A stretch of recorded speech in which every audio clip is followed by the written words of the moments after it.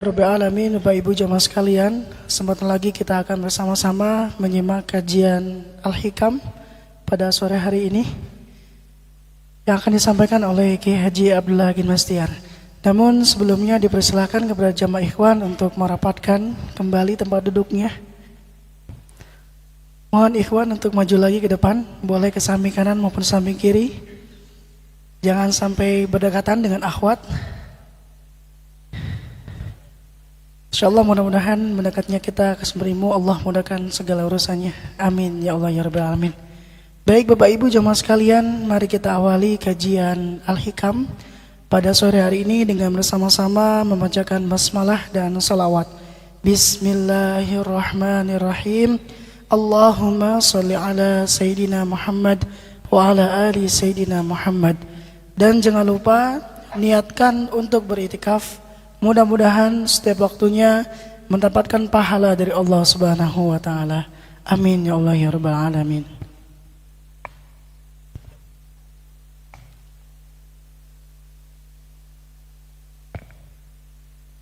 Sebelum pengajian dimulai, mari kita baca suratul Fatihah. Al-Fatihah. A'udzu billahi minasy syaithanir rajim. Bismillahirrahmanirrahim. Alhamdulillahi rabbil alamin. Ar-Rahmanir Rahim. Maliki yaumiddin. Iyyaka na'budu wa iyyaka nasta'in. اهدنا الصراط المستقيم صراط الذين أنعمت عليهم غير المغضوب عليهم ولا الضالين.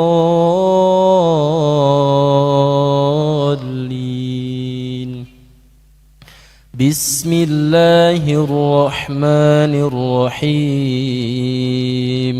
ألف لام ميم. ذلك الكتاب لا ريب فيه هدى للمتقين الذين يؤمنون بالغيب ويقيمون الصلاة ومما رزقناهم ينفقون والذين يؤمنون بما أنزل إليك وما أنزل من قبلك وبالآخرة هم يوقنون أولئك على هدى من ربهم وأولئك هم المفلحون. الله لا إله إلا هو الحي القيوم لا تأخذه سنة ولا نوم له ما في السماوات وما في الأرض من ذا الذي يشفع عنده إلا بإذنه يعلم ما بين أيديهم وما خلفهم ولا يحيطون بشيء من علمه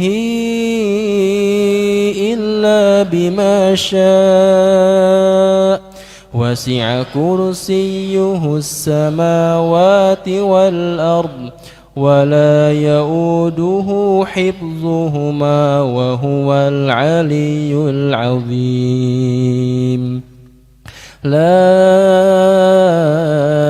إكراه في الدين قد تبين الرشد من الغي فمن يكفر بالطاغوت ويؤمن بالله فقد استمسك بالعروة الوثقى لا انفصام لها والله سميع عليم الله ولي الذين آمنوا يخرجهم من الظلمات إلى النور والذين كفروا أولياؤهم الطاغوت يخرجونهم من النور إلى الظلمات أولئك أصحاب النار هم فيها خالدون لله ما في السماوات وما في الأرض وإن تبدوا ما في أنفسكم أو تخفوه يحاسبكم به الله فيغفر لمن يشاء ويعذب من يشاء والله على كل شيء قدير آمن الرسول بما أنزل إليه من ربه والمؤمنون كل آمن بالله وملائكته وكتبه ورسله لا نفرق بين أحد من رسله وقالوا سمعنا وأطعنا غفرانك ربنا وإليك المصير لا يكلف الله نفسا إلا وسعها لها ما كسبت وعليها ما اكتسبت صدق الله العظيم. Bismillahirrahmanirrahim. Assalamualaikum warahmatullahi wabarakatuh. Innal hamdalillah nahmaduhu wa nasta'inuhu wa nastaghfiruh wa na'udzu billahi min syururi anfusina wa min sayyiati a'malina may yahdihillahu fala mudhillalah wa may yudlil fala hadiyalah. Allahumma shalli ala sayyidina Muhammad wa ala alihi wa ashabihi ajma'in. Allahumma iftah lana hikmataka ya Rabb wansur alaina rahmataka ya dzal jalali wal ikram. Allahumma a'inna ala zikrika wa syukrika wa husni ibadatik. Allahumma inna nas'aluka ridhaka wal jannah wa na'udzu bika min sakhatika wan nar.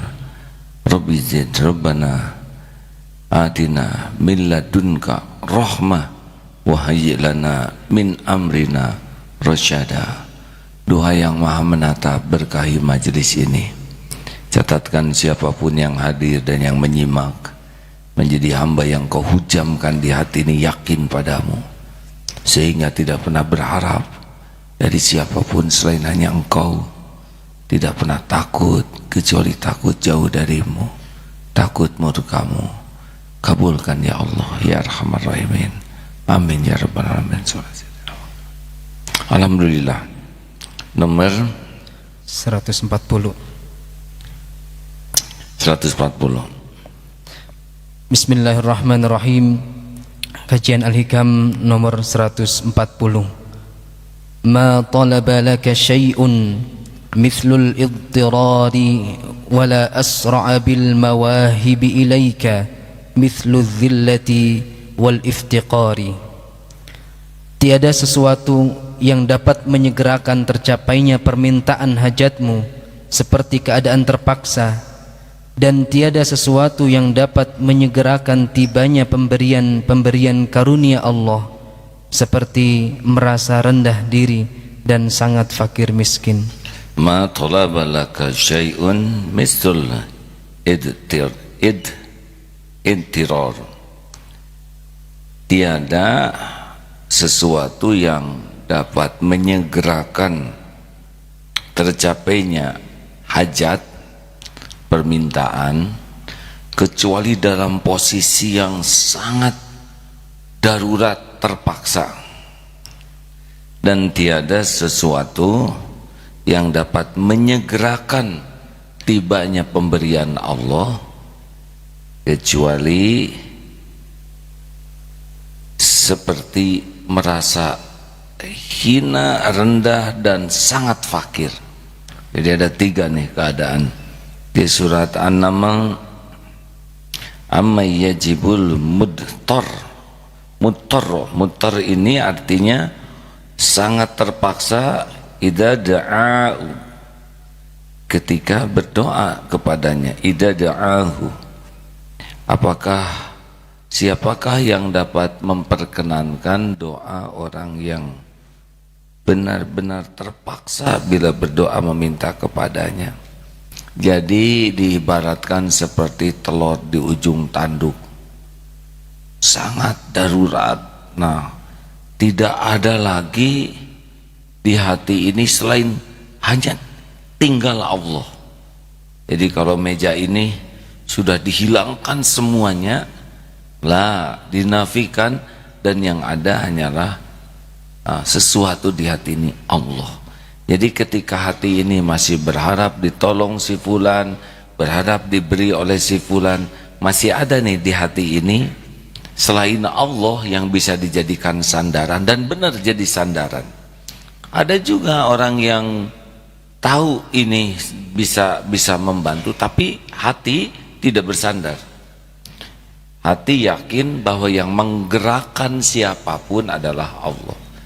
Seperti orang mau nolong kita kalau digerakkan oleh Allah.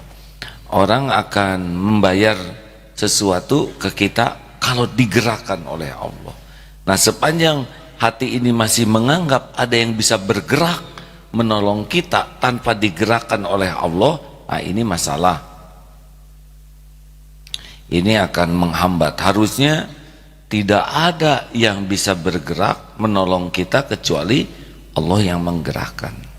Karena setiap makhluk itu ciptaan Allah, milik Allah. Misal dalam rumah tangga begini, ingin disayang oleh suami, itu pastinya hati. Karena suami akan mudah kalau Allah membuat suami sayang. Nah, biasanya tidak ada Allahnya yang menggerakkan, adalah dia berusaha supaya disayang suami. Harusnya dia berusaha supaya disayang Allah. Salah satu hadiahnya Allah menggerakkan suami, anak menyayangi dia. Kita sering berusaha keras agar orang menyukai kita, orang menolong kita, orang berbuat baik ke kita. Nah, ini dalam ilmu tauhid ini kurang bersih. Harusnya kita berusaha agar kita disukai Allah. Nanti salah satu hadiahnya orang dibuat suka kepada kita. Ini beda, hadirin. Bisnis misalkan ya, kita berbuat baik supaya orang beli. Kita berbuat baik supaya Allah suka ke kita dan Allah menggerakkan orang beli ke kita. Pasti beda. Kalau kita berbuat baik supaya orang beli, itu baiknya tidak asli. Giliran tidak ada takdir dia beli, kecewa. Dan berbuat baiknya juga cenderung kemasan, dibaik-baikin, tidak baik asli. Karena goalnya adalah bukan kita jadi orang baik, goalnya adalah dia beli. Jelas tidak, hadirin? Ini saya khawatir saya tidak bisa menjelaskan dengan baik nih. Nih, saya sekarang takdirnya jadi penceramah di sini. Ini ceramah ini baru bisa masuk ke hati dan pikiran saudara kalau Allah yang memasukkan. Maka saya harus berusaha bicara supaya Allah suka. Niat saya harus benar, yang saya sampaikan juga benar. Tidak boleh ada keinginan dikagumi. Oh, ini ilmu ma'rifat. Oh, ini ilmu penting. Apalagi ingin menunjukkan bahwa saya sudah begitu. Berarti perkataan ini semuanya palsu, ya. Dia berbicara tapi bukan untuk bikin orang jadi baik, tapi untuk memamerkan, saya paham ilmu ini, saya sudah menguasai ilmu ini. Dia tidak ada niat baik, dan itu mentah. Makanya tidak perlu kita di dalam berceramah itu merekayasa banyak hal supaya orang lain kagum, orang lain suka, orang lain terpesona. Mau apa? Tidak ada perlunya. Tidak ada perlunya kita dikagumi orang. Keperluan kita tuh cuma satu, Allah ridho kepada yang kita sampaikan. Benar? Nah, sesudah itu Allah masukkan ke hati siapapun, ya terserah Allah saja. Contoh lain begini, kita melakukan kesalahan, lalu akibat kesalahan itu orang jadi tidak begitu percaya kepada kita. Ada orang yang berusaha keras agar orang jadi percaya, tapi ada yang berusaha keras supaya Allah mengampuni dirinya dan memperbaiki dirinya. Kalau orang berusaha supaya orang lain percaya, giliran orang belum percaya kecewa. Saya sudah berusaha memperbaiki diri, tapi tetap saya tidak dipercaya. Harus bagaimana lagi? Tapi bagi orang yang meyakini Allah, orang belum percaya berarti Allah belum menghendaki orang lain percaya. Karena tobat saya harus lebih sungguh-sungguh lagi. Hati saya harus lebih maksimal lagi keikhlasannya dalam tobat. Jangan sampai tobat supaya orang suka, harusnya tobat supaya Allah mengampuni kita. Bisa dipahami tidak hadirin perbedaannya? Ini hampir sama perilakunya, tapi beda rasanya dan beda konsistensinya, istiqomahnya beda. Kalau orang berbuat karena makhluk, pasti di sini tidak nyaman. Tapi kalau orang berbuat karena Allah, dan Allah pasti tahu, dan Allah yang menurunkan kenyamanan di hati kita. Dan bisa tahan tuh. Kalau orang berbuat karena makhluk tidak akan istiqomah. Kalau orang berbuat karena Allah, dia akan kuat. Karena seperti menghafal Quran. Kalau menghafal supaya dia ketahui orang lain, banyak mengeluh. Kalau belum hafal-hafal. Tapi kalau menghafal Quran, ingin diterima oleh Allah setiap bacaannya, oh dia akan konsisten. Teman sudah 5 juz, yang ini sudah 7 juz, sedang dia baru 2 juz, tidak ada masalah, tidak ada minder, tidak ada tertekan. Kenapa saya belum hafal? Mungkin saya banyak dosa, malah banyak tobat. Jadi tidak ada urusan dengan penilaian orang. Benar kita akan dinilai oleh guru, tetapi intinya adalah setiap bacaan ini untuk takarub kepada Allah Subhanahu wa taala. Itu yang pertama, bahwa hati Allah akan lebih cepat menolong kita ketika sudah lepas harapan dari makhluk, harapan dipuji, dihargai, dikagumi, dicintai. Harus, ini memang tidak mudah ya. Tapi begitulah mujahadahnya, karena kita kan ada keinginan. Nah, yang kedua adalah pemberian Allah itu akan lebih mudah, seperti dalam surat apa ini? Walaqad nasarukumullahu bi Badr, dan sungguh kami telah Allah membantu kamu, memenangkan kamu di dalam perang Badar, wa antum adillah, sedangkan kamu dalam keadaan merasa tidak berdaya. Nah, jadi sepanjang kita merasa ini kayaknya gampang nih ya, saya udah pernah pengalaman. Nah, lihat nih ya, ini saya pernah pengalaman hal seperti ini. Ini ilmu saya memadai lah yang gini-gini. Ini saya terlatih dalam situasi ini. Itu paling bahaya tuh kalau di hadapan Allah. Karena kita sudah merasa bisa mengatasi. Tidak ada yang hebat hadirin. Siapapun yang hebat, loncat selamat, karena Allah menyelamatkan. Dia terjun dalam situasi sulit, parasut mengembang dalam keadaan 1000 karena dia jagoan. Tidak, karena Allah saja menolong. Dia berkuda begitu hebat dalam situasi yang sangat berat, dia terlatih. Tidak, Allah saja yang nolong. Kalau Allah mau jatuhkan, seterlatih apapun jatuh. Tidak ada yang hebat dalam genggaman Allah. Tidak ada yang jagoan. Kalau Allah mau selamat, kalau Allah tidak akan selamat. Itu saja. Loh, kalau gitu buat apa kita berlatih? Berlatih itu amal soleh bagi kita. Kalau yang jago-jago nggak hebat, nggak pada mati yang jagoan, ya mati juga. Ada yang otot kawat, balung besi, leher beton, urat kabel, muntaber. Gimana menangkis kuman? Serius ya nih. Ada dulu dan 4 dianggap jagoan, sedang memperbaiki mobil, dongkraknya ketimpa, selesai. Latihan siang malam tidak menolong menghadapi takdir Allah. Makanya kita harus bisa, harus terlatih, harus paham, tapi jangan pernah bersandar kepada kemampuan.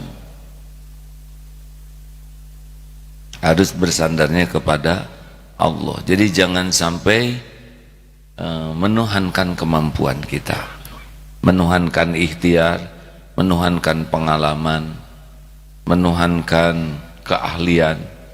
Ahli ya bagus, tapi tetap saja yang nolong adalah Allah.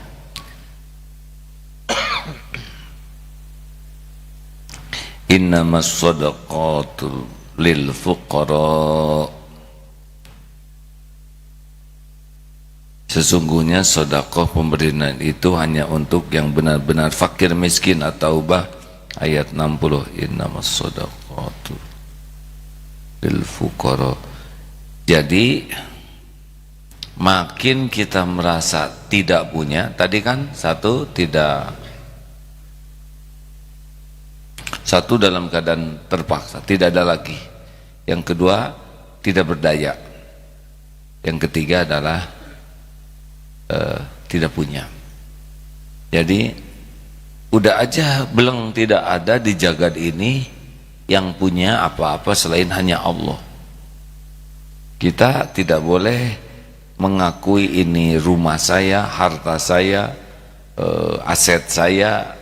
Secara duniawi memang begitu, tetapi di hati tidak boleh. Karena sangat mudah bagi Allah menitipkan dan sangat mudah bagi Allah mengambil. Jadi sebetulnya tidak ada orang kaya yang asli, tidak ada. Yang ada hamba aja seperti kita-kita. Hanya dibagi-bagi beda-beda. Apakah karena pintar kemudian jadi kaya? Enggak juga, hadirin. Kalau yang pintar kaya, atau siapa yang pintar tuan? Orang pintar itu ya. Kan banyak orang pintar tuh ya. Makanya dia cari pasien yang IQ tinggi tidak jaminan. Hasil penelitian juga tidak jaminan. Wah, kita harus kerja keras. Kalau gitu tukang batu paling kaya ya. Dia kerja keras tuh, ngebongkar batu, mukul-mukul batu, ngangkut-ngangkut batu. Dan kita mah tidak perlu jadi orang kaya harta. Yang perlu itu jadi orang yang kaya hati, itu perlu. Kalau harta itu judulnya secukupnya. Tidak perlu banyak. Yang penting tiap perlu, bukan ada, cukup Pak. Ada juga nggak cukup mah stres, ya kan? Uang ada, perlu 3 juta, yang ada 2.000. Sepatu ada, nomor 32, kaki bapak 43. Kan emosi pakainya. Cukup. Nah, orang yang cukup itu yang kaya hati biasanya. Nah, kita harus merasa mulai sekarang Tidak ada pemilik dari semua kekayaan selain hanya Allah. Tidak ada yang membagikan kekayaan selain Allah. Kita ini tidak punya apa-apa. Allah yang menitipkan, Allah yang menahan, Allah yang mengambil. Kita harus selalu merasa tidak punya di hadapan Allah. Karena memang tidak punya apa-apa. Bahkan tubuh ini juga bukan milik kita. Maaf, Bapak santri baru ya? Kan? Program apa Pak? PMK 45. Maaf ya, dulu Bapak remaja ya? Betul? Kenapa jadi tua? Jawab. Kan? Karena tubuh ini bukan milik kita. Tidak bisa ditahan. Walaupun Bapak pakai seragam SMP, saya kira tidak ada yang percaya. Ya, benar. Makanya kalau lihat tubuh jadi tua harus senang. Karena tidak senang juga tetap tua. Bu, ini banyak tamu nih. Ibu, jangan takut jadi tua ya. Tahu kenapa Bu? Karena sudah jadi ya. Tidak usah capek-capek lihat foto waktu SMA ya. Sudah beda zaman. Karena dulu dipakai seragam SMA lucu. Sekarang ibu pakai lagi, insya Allah lebih lucu.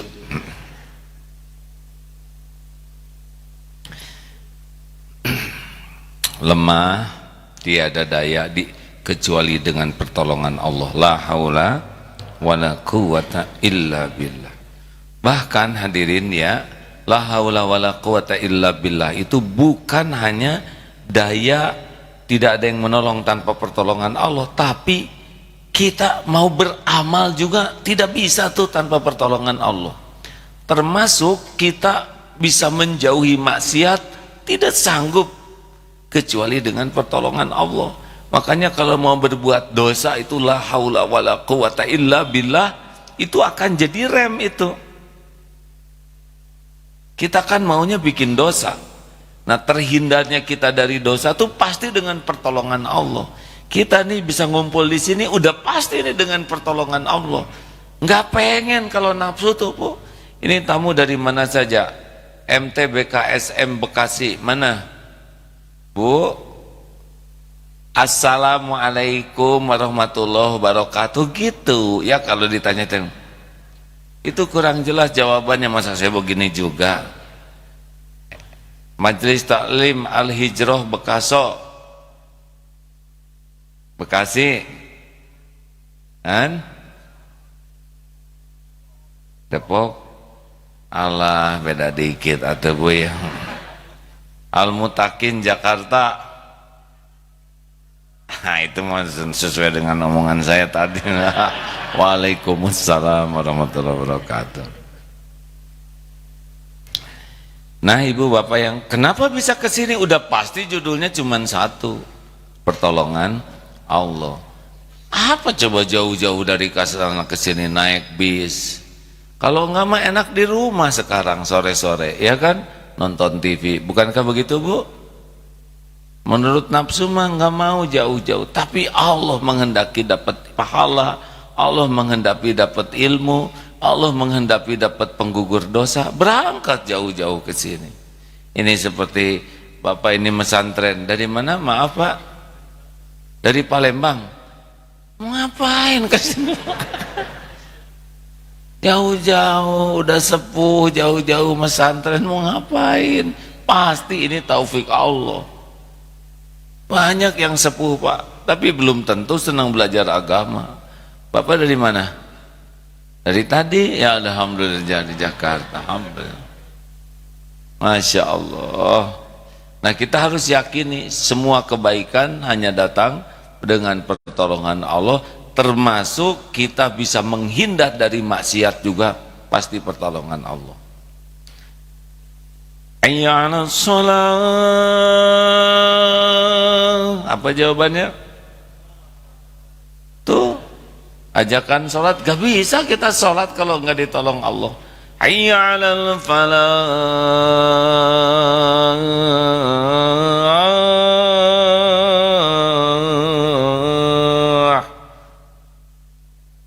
La haula wala quwata illa billah. Tidak bisa kita meraih kemenangan kecuali dengan pertolongan Allah. Menang lawan nafsu, menang lawan tipu daya setan. Harus yakin begitu hadirin. Makanya di dalam situasi sulit, la haula wala quwata illa billah ini paten sekali kalau dengan yakin. Dan Allah tahu siapa yang yakin, siapa yang kurang yakin. Makanya ini yang belum nikah, yang lagi dilanda asmaran, la haula wala quwata illa billah, la haula wala quwata illa billah. Tiba-tiba putus aja dia tuh. Nah, itu pertolongan Allah karena dia sumber pengotor hati. Oh iya hadirin, jomblo itu karunia Allah.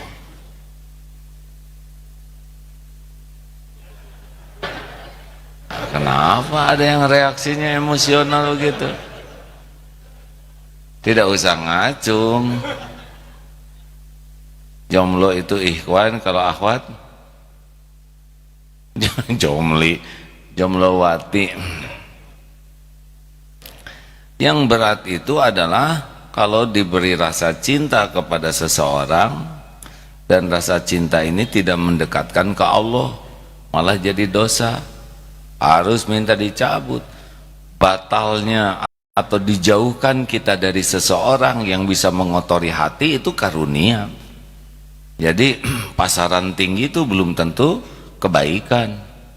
Mungkin dibuat sepi oleh Allah, tidak ada pasarannya, walaupun sudah bawa bendera cinta terakhir. Mungkin Allah menginginkan kebersamaan dengan Allah lebih tidak terganggu. Ada yang diinginkan Allah begitu.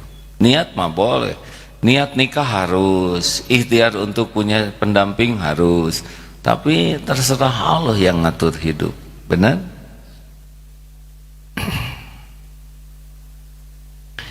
Hilang barang bagus tidak? Tergantung. Kalau barang itu ngotorin hati, maka hilang merupakan karunia. Tidak sedikit ada ibu-ibu punya gelang bagus dan tangannya jadi kurang normal gerakannya. Pada kemana? Ustadz, boleh saya bertanya? Kenapa ini kekepret terus? Karena ini cenderung tidak khusyuk, ngerusak, ria, ujub. Ya, nanti dibuatlah sedemikian rupa wudu, simpen gelangnya, dibikin lupa, les. Ya, makanya jangan ada yang nempel di hati. Begitu. Cukup, jam 4 sudah cukup nih. Ada pertanyaan? Ya. Tenang. Sebagai santri baru, ya. Sudah, kalau plat hijau gini udah diterima belum ini teh santri? Warnanya apa ini? Enggak, MK. itu warna apa, Pak? Hijau. Hijau muda ya? Ya. Masih orientasi, Ustaz. Ya, hati-hati ya, Dek. Ya. Insya Allah. Nama saya Suprantio dari Palembang. Usia? Yang mau saya tanyakan, Usia berapa? Usia 65 tahun. 65 tahun. Karena di PMK ini banyak usia, ada yang 80 tahun, yang paling muda 37 tahun. Yang mau saya tanyakan itu gini, Pak Ustadz. Bagaimana trik-trik, cara-cara untuk di akhir hayat itu bisa husnul khotimah? Bapak ingin husnul khotimah? Betul. Nah, dan setiap ibadah kita mendapat ridho dari Allah Subhanahu wa taala. Sekian aja, terima kasih. Wabillahi warahmatullahi wabarakatuh. Assalamualaikum warahmatullahi wabarakatuh. Tahan. Apa arti husnul khotimah? Mati dalam keadaan yang baik. Husnul khotimah, akhir yang baik. Akhir yang baik. Mau akhirnya baik? Betul. Gampang. Setiap saat jadi orang baik. Dah. Mikirnya baik, mata lihat yang baik, telinga dengar yang baik, bicaranya baik, berbuat baik, berhati baik, baik. Nanti malaikat mau menjemput lagi baik, mati. Terima kasih. Terima kasih. Sebetulnya saya belum selesai. Oh. Ya udah ya, sudah. Nggak apa-apa. Terus Nggak apa-apa, Pak. Udah keburu udahan. Ya. terima kasih ya Pak ya. Selamat datang. Ya, ada lagi yang lain? Ya. Ada dari tengah tadi? Ya. Ya. Ya.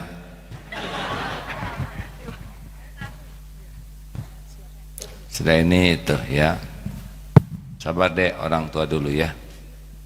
Bismillahirrahmanirrahim. Assalamualaikum warahmatullahi wabarakatuh. Waalaikumsalam. Mohon perkenalkan, saya dari Majelis Taklim Al-Muttaqin, Sunter Agung, Jakarta.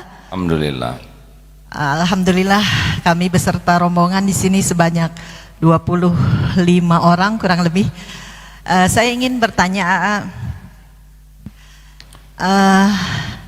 saya suka atau sering mendengar bahwa di akhirat nanti apabila kita masuk neraka lalu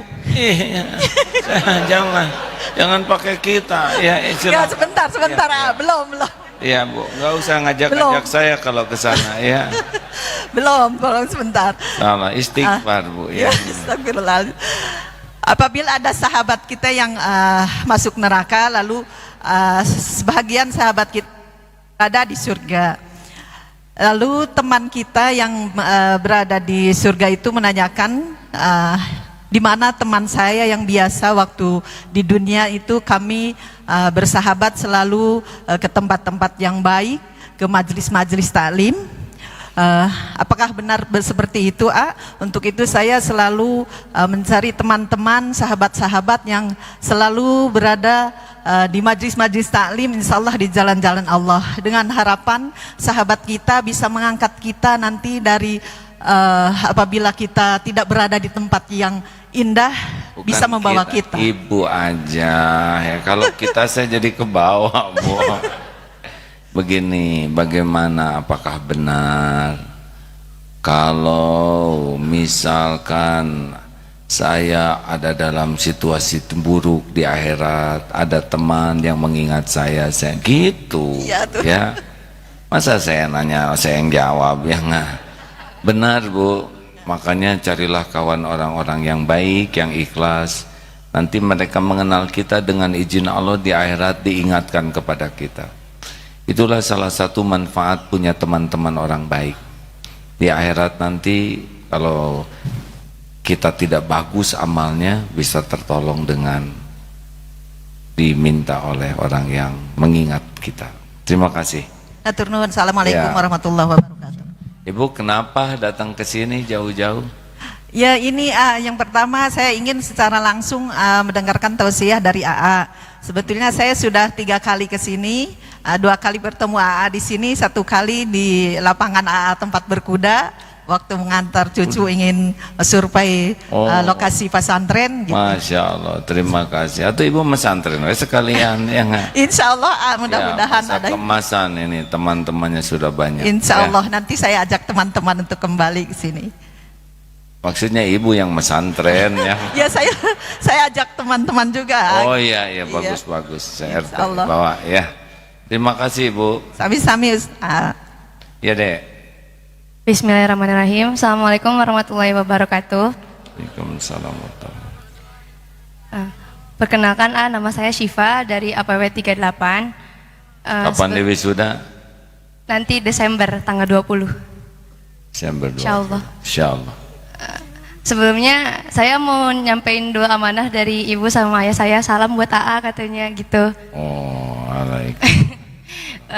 Pertanyaan yang saya ingin tanyakan adalah, sebenarnya apa sih kriteria orang yang fasik itu? Terus kalau misalnya ternyata kita termasuk orang yang fasik, saya termasuk orang yang fasik, itu harus kayak gimana caranya biar tidak menjadi orang yang fasik? Terus apakah benar jika kalau misalnya kan tadi setiap kita bisa beribadah itu atas pertolongan Allah?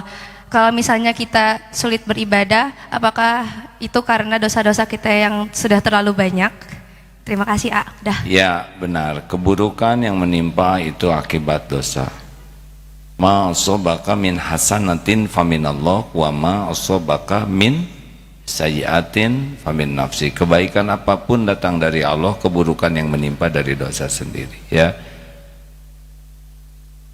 Tadi salam dari orang tua. Gimana jawabnya? Alaiki wa alaihis salam. Kalau dari ayah begitu. Terus tadi apa? Orang yang fasik, sepengetahuan saya, kefasikan itu dia sudah tahu tapi dia tidak mau mengamalkannya. Jadi dia sudah tahu tapi dia berbuat terus keburukan, dosa dan maksiat. Itu kefasikan seperti itu. Caranya supaya kita jangan fasik, maka kalau dapat ilmu berusaha keras diamalkan.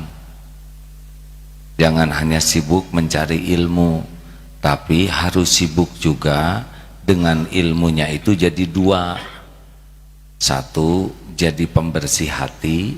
Yang kedua, jadi peningkat amal soleh. Orang fasik itu biasanya punya ilmu, hatinya tidak jadi bersih dan amalnya tidak jadi nambah. Gitu. Ada yang komplain kan, suami istri saya itu ke pengajian tuh seperti makan obat sehari 3 kali, tapi perubahan yang sangat nyata itu pada seragamnya. Kelakuannya stabil, ya, judesnya stabil, rewelnya stabil. Kemana itu ilmu? Kenapa ya? Tapi sebetulnya sudah baik ngaji itu, hanya mungkin riadohnya yang kurang. Dek, ya, terakhir, terima kasih ya. Ibu teh ngacung, ya, sing sabar ya Bu ya. Bismillahirrahmanirrahim. Assalamualaikum warahmatullahi wabarakatuh. Saya Aidin dari santri APW 38. Izin bertanya, Silakan Aidin. Sedikit menyimpang dari materi ahli kami pada sore hari ini. Jadi ada pertanyaan jauh sebelum saya di sini itu belum terjawab, hingga akhir KBM juga masih belum terjawab. Jadi prolognya seperti ini, Kak. Pada masa perdagangan Rasulullah, mulai dari masa remaja hingga pada akhirnya melamar Siti Khadijah, itu beliau mampu memberi mahar 100 ekor unta. Ada riwayat juga yang 40 ekor unta terbaik, dimana kalau disubstitusikan harga unta terbaik itu unta merah yang seharga Alphard. Ini sangat menginspirasi pertanyaan ini, yaitu pertanyaannya, bagaimana sistem bisnis ala Rasulullah? Pertanyaan ini dulu pernah ditanyakan oleh salah satu keluarga saya kepada Dr. Antoni Syafi'i, tapi beliau belum bisa menjawab dan ditanyakan kepada saya. Namun saya menjawab hanya bebas riba dan goror, tapi beliau kurang puas sebagai seorang pengusaha. Seperti itu. Terima kasih. Sore susah gitu pertanyaan. Maaf, Ini dari kacamata tauhid ya. Rasulullah Shallallahu Alaihi Wasallam itu seorang yang dijuluki Al-Amin, seorang manusia yang sangat kredibel. Bicaranya pasti benar, janjinya pasti ditepati. Kalau diberi amanah tidak pernah berkhianat, termasuk dagang. Dagang itu amanah. Kepada pemilik modal sangat amanah, tidak pernah ada kecurangan sehalus apapun. Kepada pembeli barang itu amanah, itu pun amanah Rasul. Tidak ada mengurangi timbangan, tidak ada sumpah palsu, tidak ada memuji-muji dagangan. Ini amanah. Jadi kepada pemilik modal tidak ada yang terkecewakan, kepada konsumen juga tidak ada yang terkecewakan. Tambah lagi, beliau selalu melakukan kebaikan yang lebih. Jadi beliau sangat tidak sungkan untuk memberi ke orang walaupun orang itu tidak sesuai harganya, karena beliau ini adalah orang yang sangat murah hati. Jadi ada yang lebih daripada sekedar standar jual beli, yaitu kemuliaan akhlak. Inilah rahasianya bisnis. Orang itu siapapun suka kepada orang yang jujur, terpercaya, dan kepada orang yang muhsinin, orang yang ihsan, yang akhlaknya di atas rata-rata. Itu dari yang diperintahkan. Aku yakin tuh majikannya tuh suka, benar? Gaji memang segini. Itu anak-anak katanya sekarang tahun ajaran baru udah pada punya sepatu belum? Sudah ada, Bu. Sepatu yang mana baru? Oh enggak, sepatu yang 2 tahun yang lalu. Mungkin udah kekecilan. Itu kemarin saya dari Singapura ada sepatu 3 pasang untuk anak-anak, mungkin nggak kepake. Pakai aja, dapat, nggak usah ke Singapura, ya kan? Benar, suaminya PHK. Ya begitulah, Bu, episodenya. Tempat bekerja suami saya sekarang tutup. Mungkin Allah sedang memberikan nikmatnya sabar. Daripada nganggur gitu, udah ngojek aja. Itu motor nggak kepake di garasi, mau ngapain? Bilang bawa sama suami, pakai aja nggak apa-apa, motor. Jadi kalau orang baik tuh secara logika dunia saja mendapatkan lebih dari yang diekspektasikan oleh orang. Bibi kan rajin tahajud, saya kan sholatnya gini-gini aja, pengen umroh, temenin saya ya. Umroh kelas bisnis, ya gampang. Saya sering lihat di kelas bisnis di pesawat itu pembantu khadimat, Allah yang menggerakkan. Jadi kalau orang baik itu tidak selalu sesuai dengan hitung-hitungan manusia.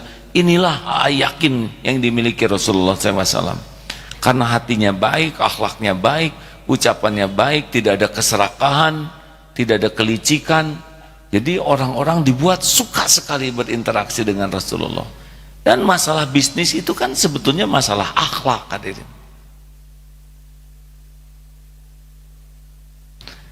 Bisnis Islami itu macam-macam. Yang aslinya bisnis Islam itu seperti Rasulullah SAW.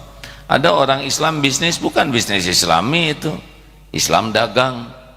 Ada bisnis pakai nama Islam, itu juga belum tentu Islami. Ada juga yang bisnis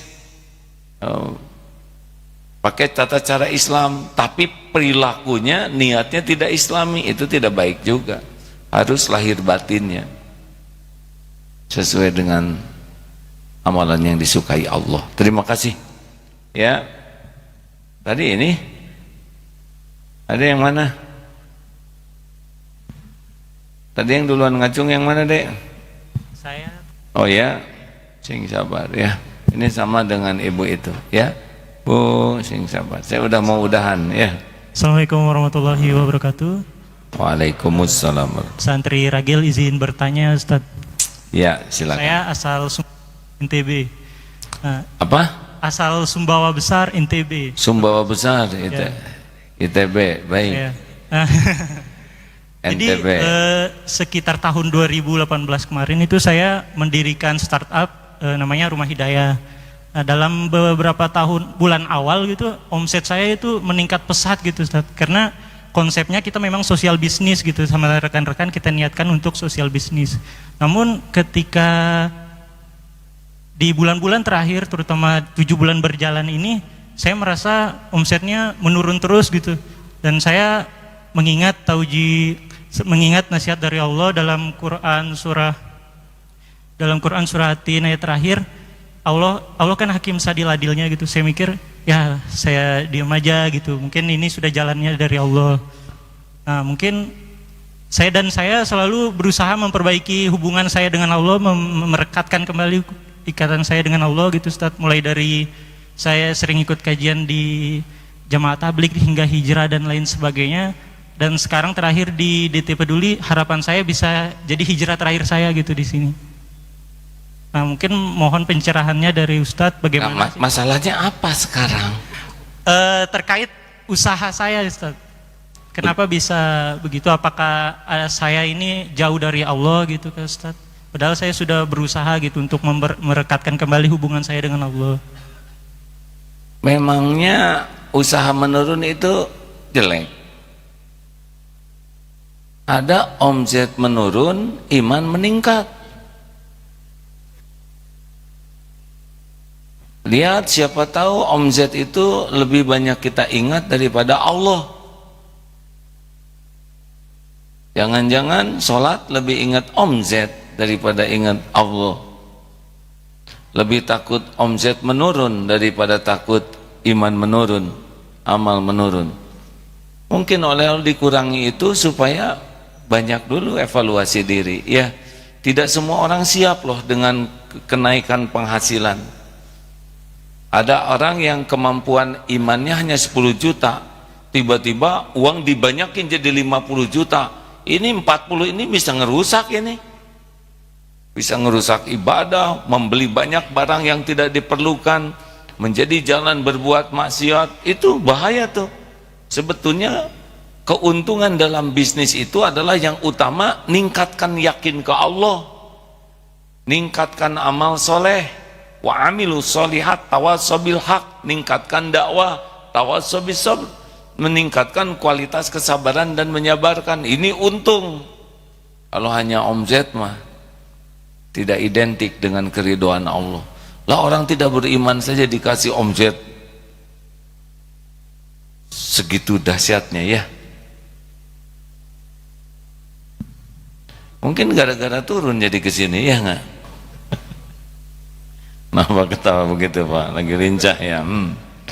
Iya, kadang-kadang harus ditekan masalah. Ilustrasinya begini deh, pesawat kalau tenang jarang yang zikir, tidur, dengar lagu, nonton TV. Tapi di sedikit Allahu Akbar, ya Allah, ya Hayyu ya Qayyum, ya Allah, la haula wala quwata illa billah, Gusti tulung gitu. Paling beberapa goncangan sudah cukup menyanyi. Yang tidur Allahu Akbar, ya Allah, ya Hayyu ya Qayyum. Kasih aja agak lama, Allah ngehel, Allah makin dalam. Masa harus digoyang terus oleh Allah kan? Supaya zikir. Lihat video rekaman tentang gempa, tentang banjir, ada yang nyanyi itu ya nggak? Ya kan? Tanah airku Indonesia, nggak ada. Wirid semuanya, benar? Benar? Nggak ada tuh lagu rayuan Pulau Kelapa lagi gempa. Atau I love you honey, nggak ada rayuan gombalnya. Yang ada adalah zikir. Makanya supaya tidak digoyang, lagi tenang zikir. Syukur. Terima kasih hadirin. Ada yang mau nanya tetap? Udahlah. Jangan suka nyusahin orang. Ibu ngotot sekali, ada apa Bu? Ada masalah pelik?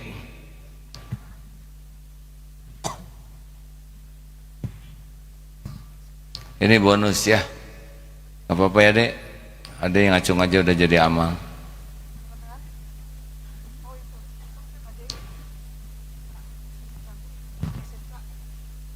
Ini program apa? Ayo berikan dek.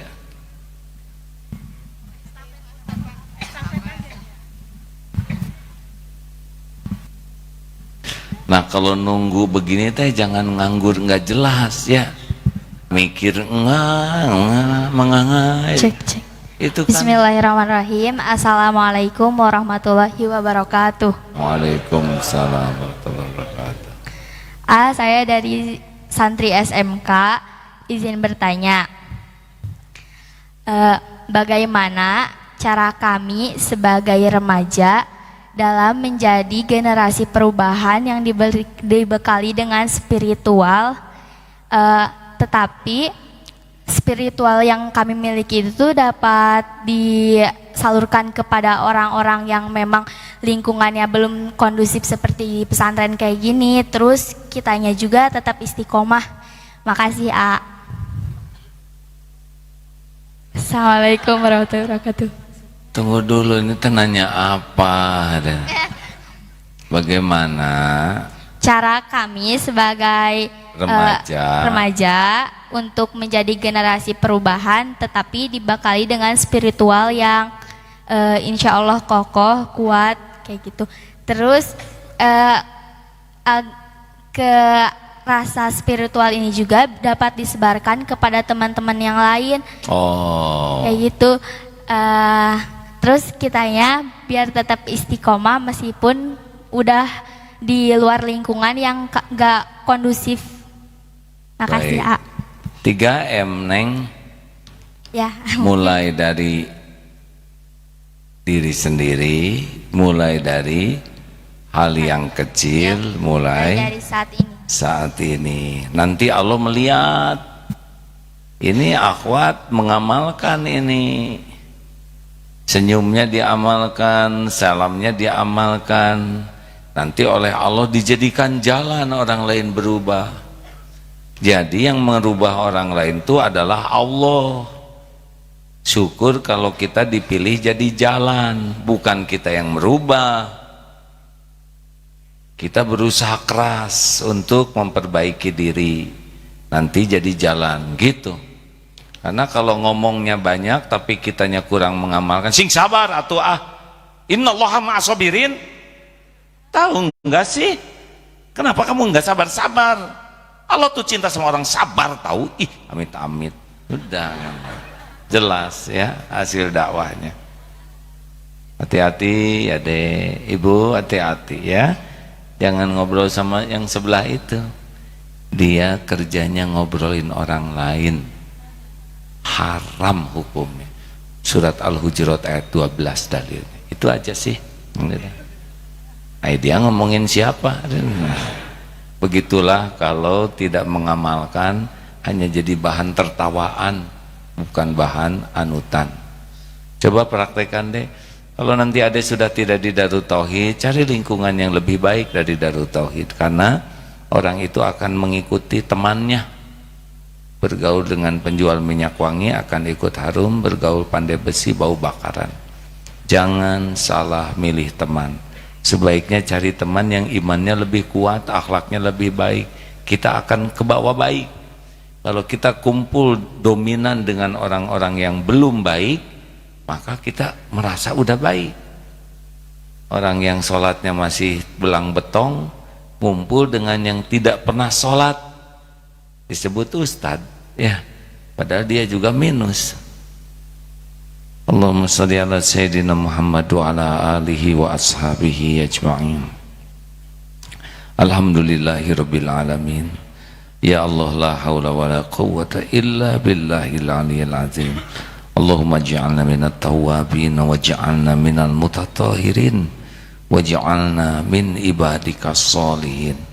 Ya Allah, bukakan hati kami agar selalu merasakan kehadiran-Mu, sehingga kami tidak pernah merasa sepi dalam hidup ini. Bukakan hati kami agar kami selalu yakin Engkau menatap kami, sehingga tidak ada tempat untuk menyembunyikan diri dari-Mu, ya Allah. Jadikan kami menjadi hamba yang senantiasa merasa didengar oleh-Mu, sehingga setiap perkataan terpilih hanya kata-kata yang Engkau sukai. Jadikan hati ini, ya Allah, hati yang selalu merasa diketahui oleh-Mu, sehingga hati ini bersih dari kemusyrikan, dari kemunafikan, dari kefasikan. Ya Rabb, jadikan umur yang tersisa ini seluruhnya hanya untuk-Mu, hanya di jalan-Mu, hanya karena-Mu, hanya karena ingin bisa berjumpa dengan-Mu.